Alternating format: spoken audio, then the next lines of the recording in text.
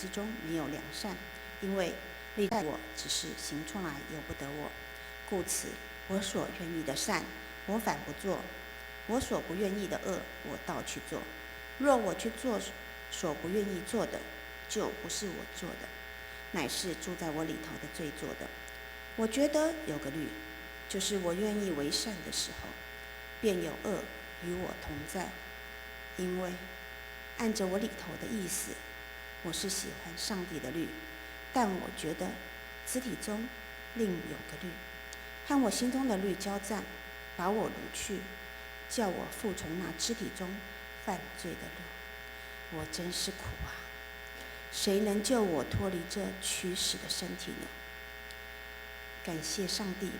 靠着我们的主耶稣基督就能脱离了。这样看来，我以内心顺服上帝的律，我肉体却顺服罪的律了。以上。我们现在请本堂驻派更生团契服事的陈伯雄传道来讲道。讲道的题目是破碎。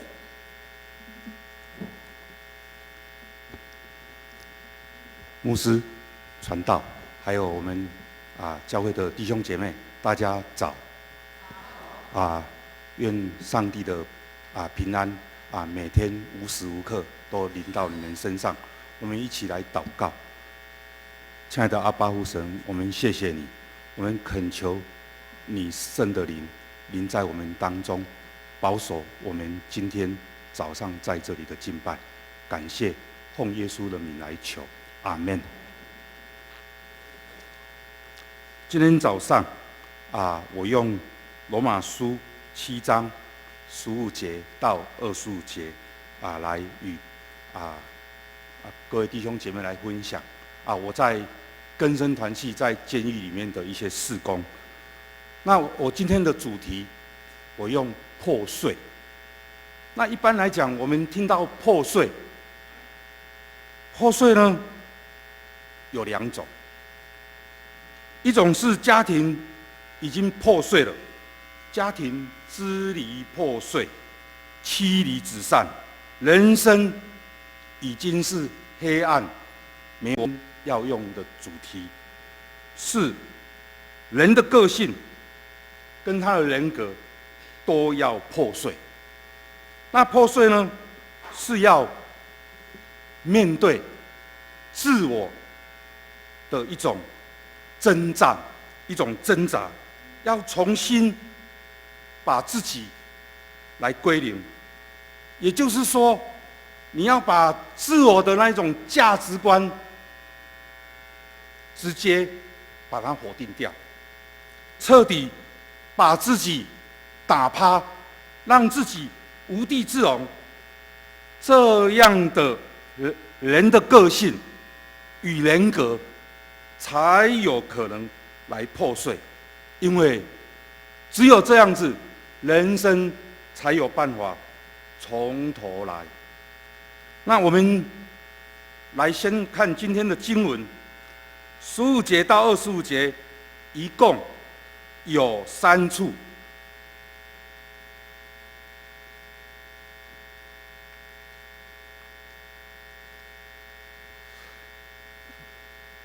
一共有3处他在重复一件事情，在重复什么呢？在重复说，人总是不明白他自己所做的事。那这一处的经节呢，它每一处都是用同样的论述来做开端，而且每一处都提供了这种征战的一种描述，以及每一段的结尾也都用简短来提到问题存在的原因跟理由。那首先我把它分段，它的第一段是14节到17节的地方，他开始就讲说，我是属乎肉体的，我已经把自己卖给罪了。那他这边在描述说，我所愿意的我并不去做，我所恨恶的我倒去做。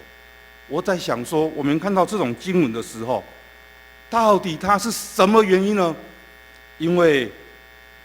它这种原因是直接提出来说，乃是住在我里头的罪做的。他把这个理由推到我里头的罪做的，就像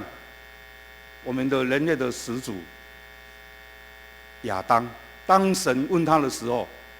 他把理由把它推给夏娃，说是夏娃叫我吃这一个善恶果的。那第二处的圣经的经文是18节到20节，他开始在18节就讲说，在我里头，就是我的肉体当中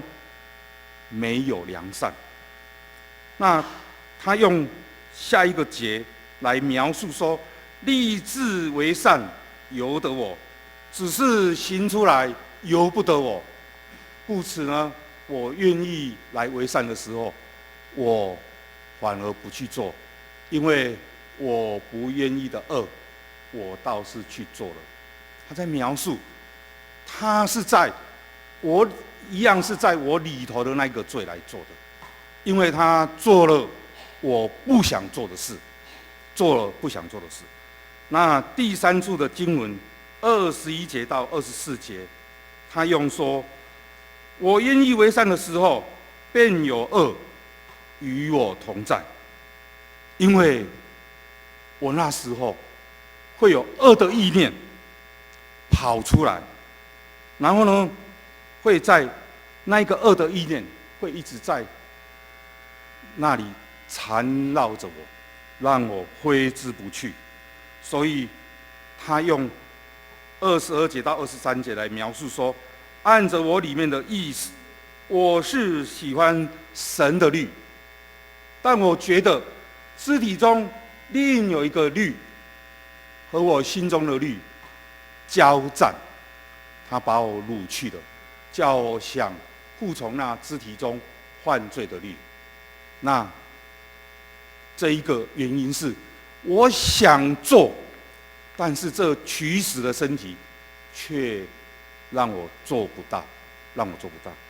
那也许我这样子归纳各位弟兄姐妹，你们可能还是有一点迷茫，因为这一个经文确实是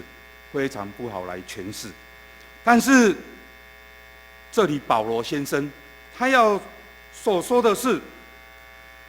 人的挣扎是我们每一个基督徒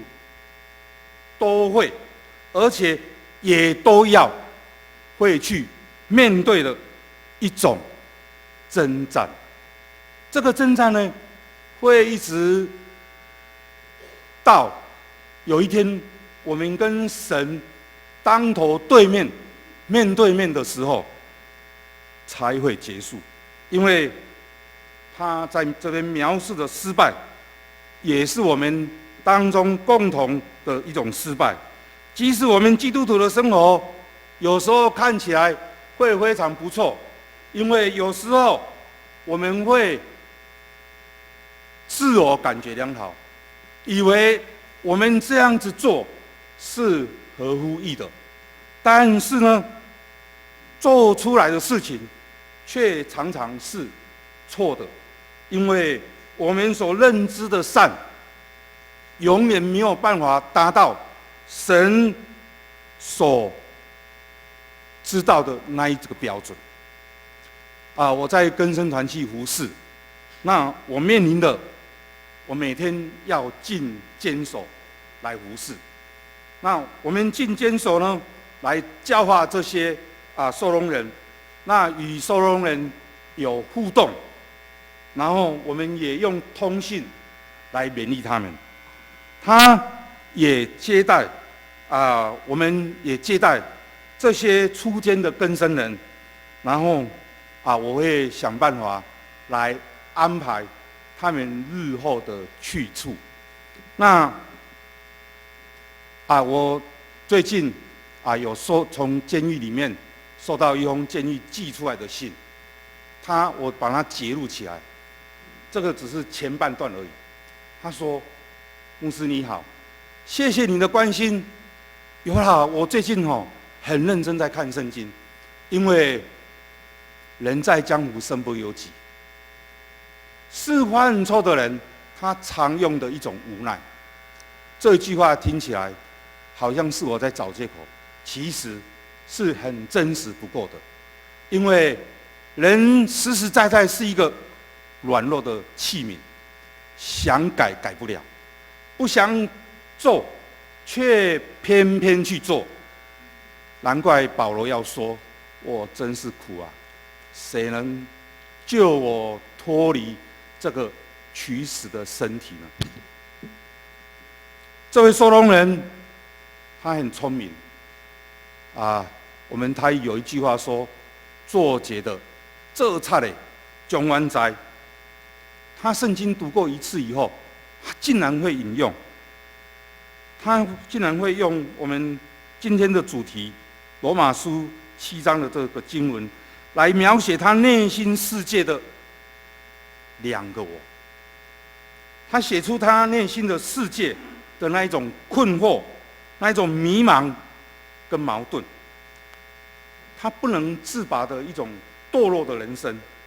一方面，他要告诉我们说，他之所以会行恶犯罪，那是因为，就像今天我们的经文所说的，是因为在他里头的罪，那一种束缚，来引诱他去做的。这个经文真的是这些吸毒的更生人的一种最佳写照。在这里，我们也可以说，一个人是有双重人格的，因为他说的是一回事，可是做出来的又是另外一回事。这个古时候的先贤奥古斯丁，他说这是基督徒的一个挣扎。他描述说，每个人的生命随时都在面对一个好的，一个坏的，善的跟恶的一种自我的一种征战。我们在监狱服刑的同学，下一章，为什么总是以监狱为家？回顾过去，因为他们行为上总是行为偏差。他一再虽然进到监狱去，每一个人都信誓旦旦说：“我这一次进来，已经是应该是最后一次了。”他自己都会在监所里面，在工厂里面信誓旦旦的发誓说：“这一次，牧师，我是最后一次，你要相信我。”所以当我们在跟他要洗礼的时候，在问他的时候，他说：“真的，我一直在思考，我不能这样子待下去的，在这里待下去。里面我看到有超过70岁的，也有非常年轻的，各个年龄层的人都有。他可能一关再关，一关再关，但是他只要一踏出监狱，他第一件事情就是到庙里去烧香拜拜，然后呢，就到宾馆去换洗，然后把他原来的衣服烧掉。他要求一个全新的我。他一面在烧这个衣服的时候，一面在口中会念念有词，说希望他从此这一次就是最后一次，我永远不会再进来了。所以，他为什么就是这些人为什么会一再入狱的一个原因。为什么呢？因为他会出去以后，像我们团契里面办公室里面有一个同工，他就跟我讲说：“传道，你不知道，当我们出来在外面的时候，可是为什么一个礼拜之内，我最快出来一个礼拜之内，又回到监牢里面去了？因为他一出监的时候，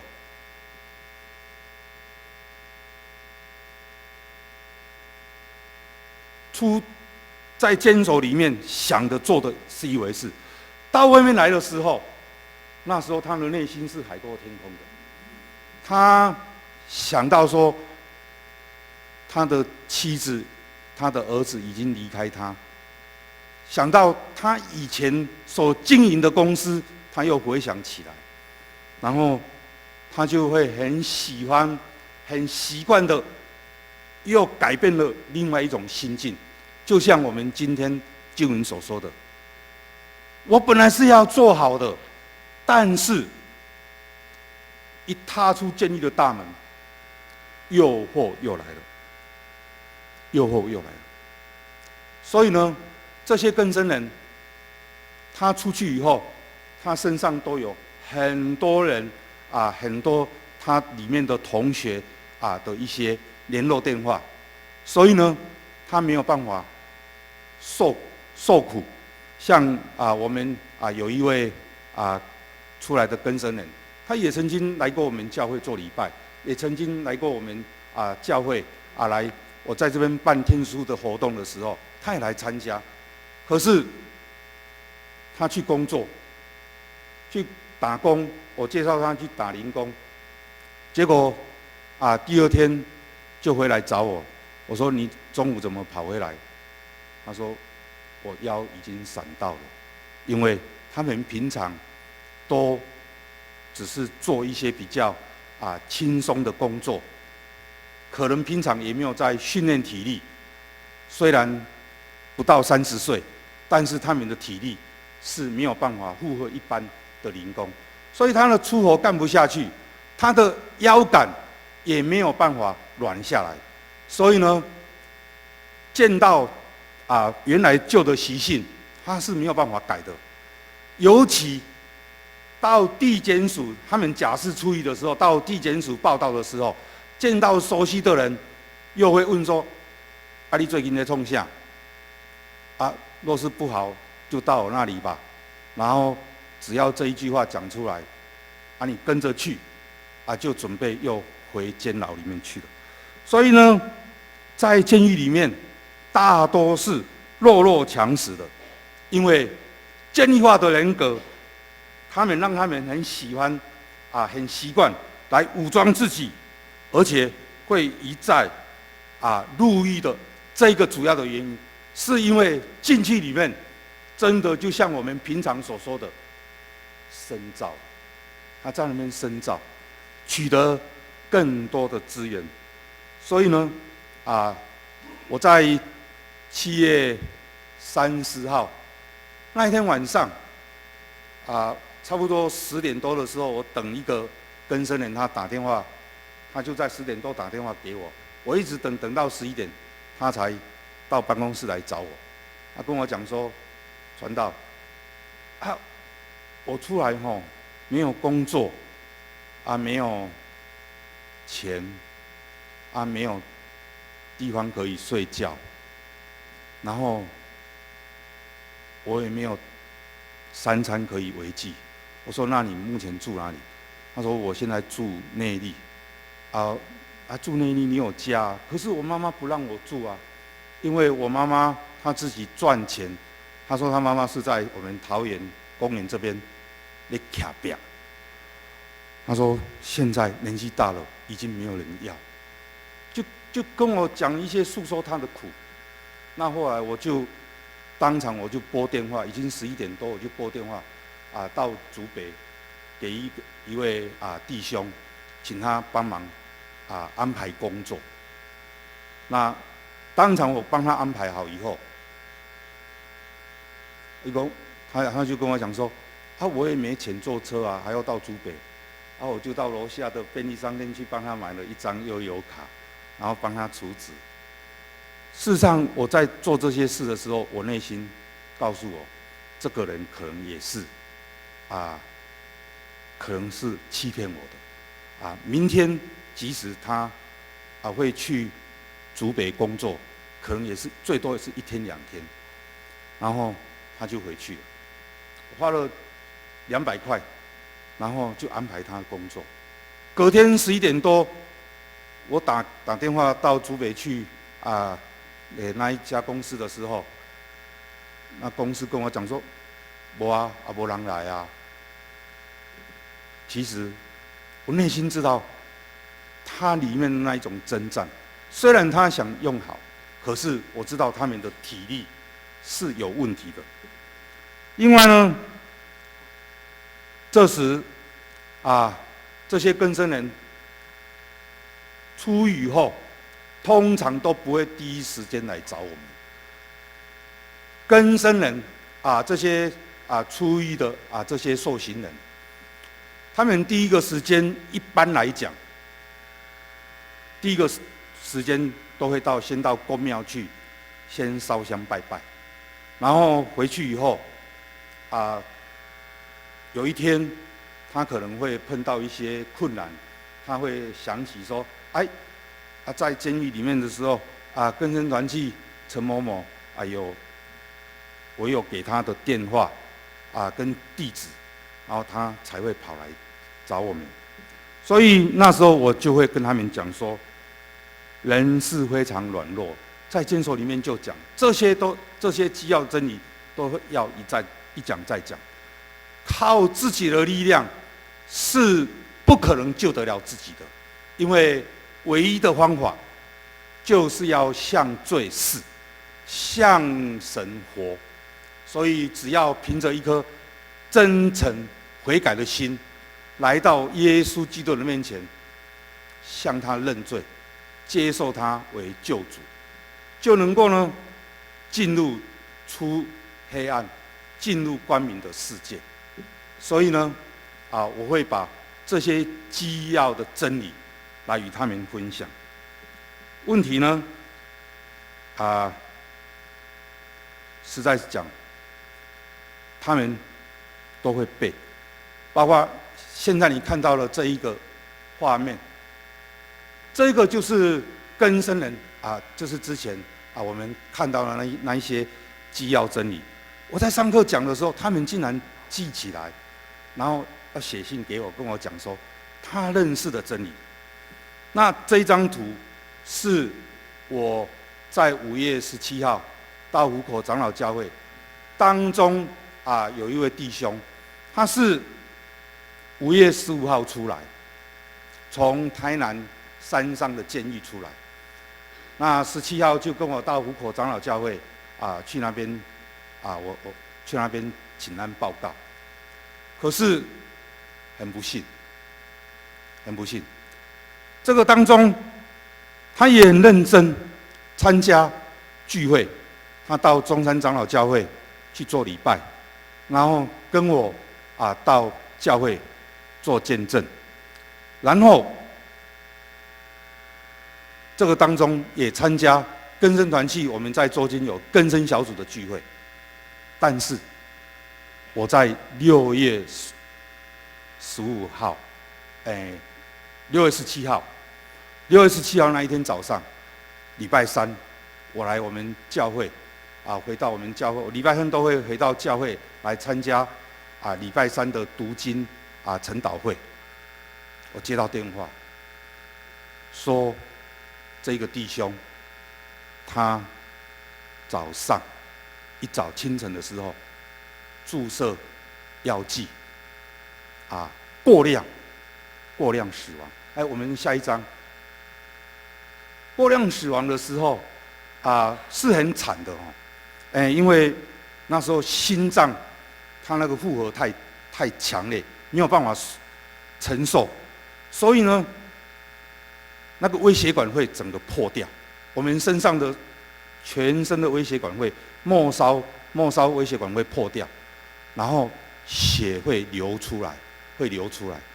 那全身发黑，然后全身会痉挛，会慢下来，慢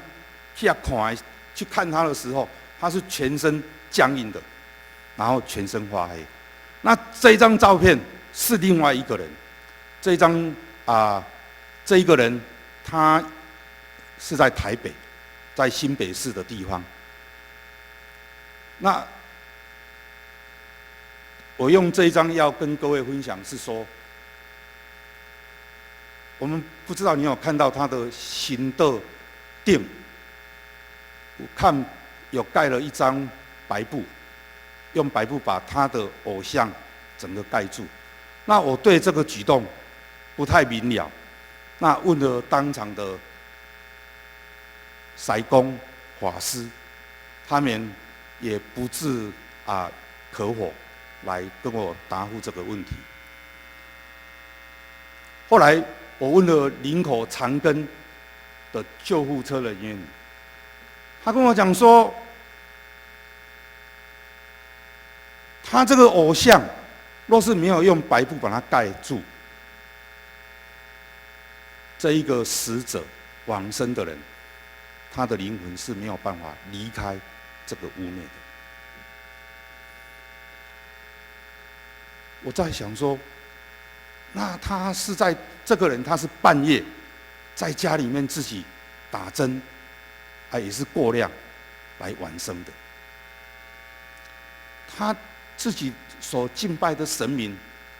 都没有办法来保护他，然后看到死神也是一样惊惶失措，那他是要如何来保佑世上的人呢？所以这是在6月份，这2件事都是在6月份发生的事。那我在想，那我要重新面对这些更生人，如何来助持呢？那也感谢主在更生团契也是一样，有神的美意，有神的神机在里面。我们有一位弟兄，他出来以后，他跟我讲说，他已经出来有一段日子了。他跟我讲说，传道你不知道，我要悔改信耶稣很简单，我用嘴巴说一说，我就举手说我要洗礼，我就信耶稣了。但是，你知道吗？我信耶稣以后，我洗礼以后，我也参加在教会里面团契的服事，你知道吗？我也曾经受不了，偷偷的吸毒。那他没有跟我讲说他偷偷的吸毒，我真的是不太相信，也不太了解。他跟我分享他的见证，他说他是真的是内心的挣扎，就像我们今天经文所说的，他有一次进到夏天的时候很热，进到那个便利商店，说传道，我说我在便利商店的门口水沟旁边捡到一包白粉，你会相信吗？我说我不相信。他问我说我相信吗？我说我不相信。他说传道真的不知道白粉都跟我特别有缘。可是当我看到那一包白粉的时候，我的内心是非常的快乐的。虽然我已经信耶稣了，我已经洗礼了，而且那时候我也在晨曦会戒毒中心来服侍了，要教人家戒毒。可是我看到那一包白粉，我迫不及待就去用脚把它踩在地上，然后呢，我身旁在看旁边的人，看看有没有人注意到说我脚踩的是一包白粉。可是那时候他的内心跟他讲，你已经是跟耶稣基督同钉十字架的人。你不可以这样子做，你要跪下来祷告。那时候就有一个声音就在他内心里面一直讲，可是他一直在那边征战说：“主啊，让我这是最后一次吧，让我这是最后一次吧。”感谢主，那一次他赢过试探，赢过魔鬼的试炼，他的内心的征战，善来胜过于恶，所以呢，他就蹲下来，把那一包白粉把它撕掉，然后把它让它倒在水锅里面。这个就是一个更生人，他战胜魔鬼的引诱，战胜撒旦的侵略的一个成功的案例。最后，我用一个我在更生团契已经2年满1个月，刚好25个月。我2013年8月1号来到我们嘉南教会报道以后，就前往更生团契来服事。那我刚刚有讲到，一般的更生人，他来找我，都是已经闭无练，都已经没有办法来维持他起码的生活的时候，才会想到我。那这一个例子，他是一出门，一出监狱，他就到办公室来找我请求上帝的祝福。在4月30号那一天，已经差不多4点多了，我的手机接到一通电话，他就跟我讲说：“牧师，你不要下班，你在办公室要等我，因为隔天是5月1号劳动节，我记得那一天是星期五。那5月2号那一天我要回台中，因为我家里面有一些事要处理，所以我想说我该下班，可是就偏偏接到那一通电话。那一通电话跟我讲完以后，差不多10分钟，电话又响，他就前到办公室来找我。他跟我讲，我不认识他。他跟我讲说，传道，我们今天有15个人出监，假释出狱，有14个人，他们烧酒去到公庙去烧香拜拜，求平安，过火，去霉气。只有我一个，我离弃他们，我不与他们为伍，我直接就到办公室来找你，恳求你为我祝福祷告，恳求你的上帝不要让我再进入监狱里面，因为我已经关怕。原来他还没有进到监狱里面，他就已经受洗。他在大溪那边聚会，然后我就陪他读今天的经文，还有一些相关的经文。然后我就迫切的为他祷告，恳求神的灵光照他，让他能够知道神是他随时的帮助。那我也恳求他同意，说我是不是可以跟你的家人、你的太太联络，你的小孩联络，还有你之前在大溪的教会联络。他说好。我说你也可以，若是工作上不顺利我也可以来为你安排工作。好，我们看下一页。这个是我赖给对方的牧师这个牧师呢当我当场来跟他他离开以后，他也没有让我请吃饭。离开以后呢我写给他的牧师，他的牧师怎样跟我回答？我们看下一页。他说：“他今天初一了吗？”他很下课，很 surprise 说：“哦，他今天会初一吗？”我就跟他回答说：“对，他下午出监来找我，请求我为他的日后来祷告。”然后这个事情结束以后我有一直持续在追踪，因为这一户也是我们天竺树的一个种子。那我就持续来追踪，结果呢，感谢主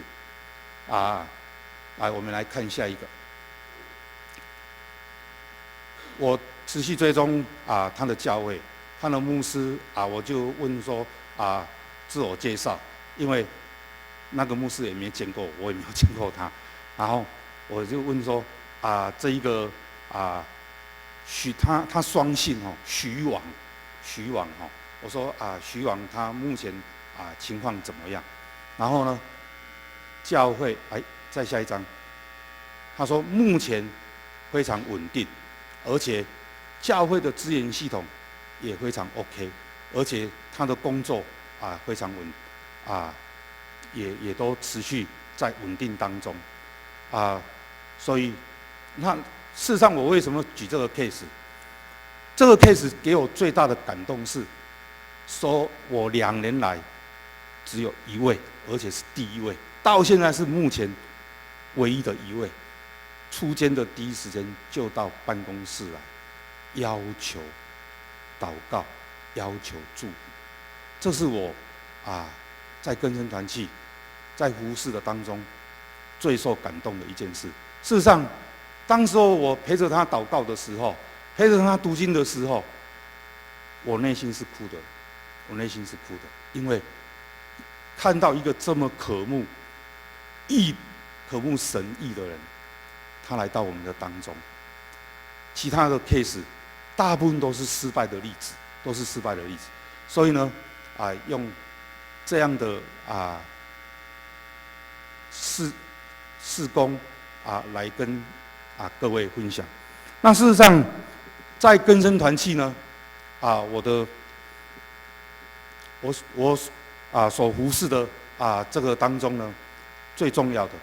事实上也真的要很有智慧，因为若是没有智慧，事实上会常常被欺骗、被骗有时候好像觉得说你为什么要被骗？